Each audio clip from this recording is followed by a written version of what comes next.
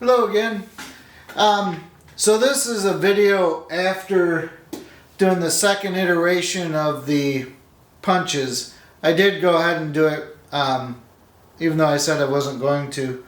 But I'm going to put this video as the first one because when I reviewed the footage before I posted it, or before I was going to post it, I picked up on a few things, and you guys may pick up on them too. I made some additional mistakes.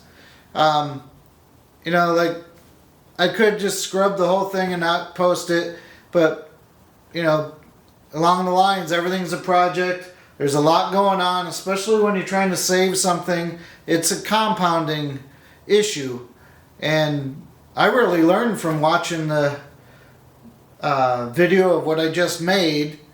So maybe it'll help you guys. So the first thing I did was that wasn't the right way to really keep track of where this is moving during the pounding. So I think picking up these bolt holes would have been nice. Map those out. Again, that's where pins would work good. Drop them in there. So that was a minor mistake. I was lucky I was able to read in there, indicate in here. So the first mistake that I picked up on was when I measured this bore, I measured the bore larger than the bearing by 0.003. I think there is around 0.003 press because of how it kind of feels, but it should have been the opposite.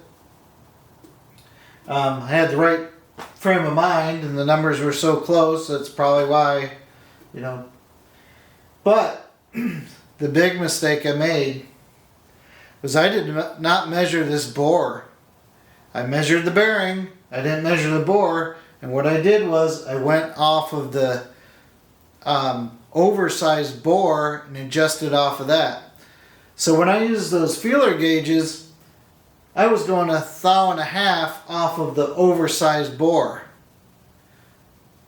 So, you know, I was guessing that I'm about 0.006 oversized, and then I wanted 0.003 press. So that's 0.009 thou. So I should have been 4.5 to 5 thou shim. So twice I cut off most of my staking. So where I'm at right now is about 0 to maybe 0.5 thou press. So it goes in, there's no wiggle room, it doesn't drop in, but a light touch and it'll go in. So I'm debating about doing it one more time. There's something else I wanted to mention with that. Yeah, so anyways, I should have measured that and then based on the bearing diameter, adjusted the cutting head to that. And that might be the issue. Other than that, it fairly went well. I ended up having a new punch. So that gave me some more action, some more delta. And it wasn't that hard to make the punches. It went really good. The second time around is really easy. You just pick up where you already did it. Excuse me. So that's where we're at now. I'll see if I can measure this the way it is now and adjust from there. Back this off a couple more thou. So it's probably right now. But yeah, I mean, everything's a project. So thanks for taking the time to watch the videos, and I guess if I'm learning, hopefully you guys are too. You know, we can't all be perfection or perfect at it yet.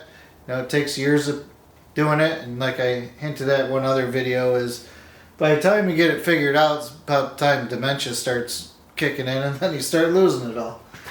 Anyways, thanks again.